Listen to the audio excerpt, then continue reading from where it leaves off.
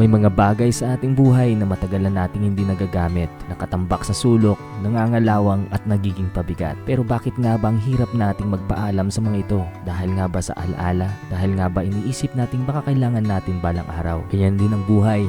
Minsan may mga tao, alaala at emosyon tayong pilit kinakapitan. Kahit alam natin na hindi na nakakatulong. Pero tulad ng kalat sa ating tahanan, ang mga bagay na hindi na nagdadalang ng saya o halaga ay kailangan nating bitiwan. Sa bawat gamit na ating binibitiwan, mas nagkakaroon tayo ng maraming espasyo.